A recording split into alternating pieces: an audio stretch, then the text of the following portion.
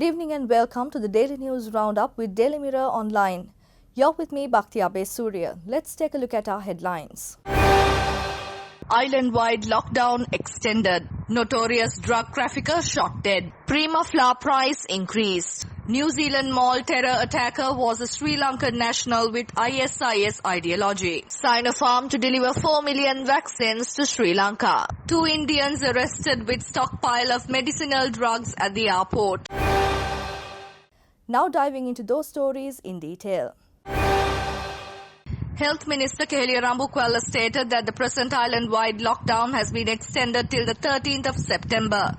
The decision was taken following a meeting held between President Gotabaya Rajapaksa and the COVID-19 task force held this morning. Police stated that notorious drug trafficker Amila Prasanna Hettiheva alias Sunshine Sudha was shot dead at Kotavilla in Matara.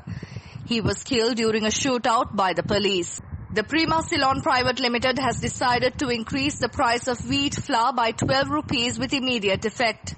A senior official of the Consumer Affairs Authority stated that they were not informed of the decision.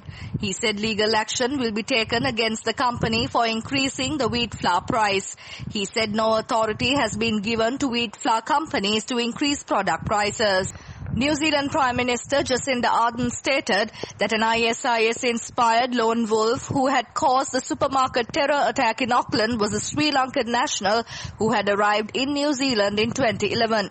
Addressing the media over the brutal terrorist attack, Ardern said the terrorist was dead following the terror attack which left 6 people in hospital. I want to share some additional information. This information is not as complete as I would like for reasons I'll expand on shortly. The terrorist is a Sri Lankan national who arrived in New Zealand in October of 2011. He became a person of national security interest from 2016. The detailed reasons he is known to the agencies is the subject of suppression orders made by the court. In my view, it is in the public interest to share as much as we can in this case. I'm seeking advice on what we can do to facilitate that sharing of information as soon as possible. What I can say is that we have utilised every legal and surveillance power available to us to try and keep people safe from this individual.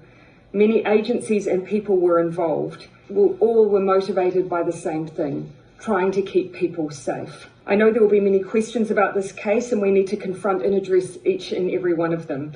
And there will, as a matter of course and good practice, be multiple inquiries, including the IPCA and, importantly, the coroner's inquiry. It is not my intention, though, to wait for these reports to release what we can, but they will provide additional insight into this attack. Before I open up for questions, what happened today was despicable. The Chinese embassy in Sri Lanka stated that Sinopharm has confirmed to deliver 4 million doses of Sinopharm vaccines to Sri Lanka on the 4th of September, which is the largest reception on a single day.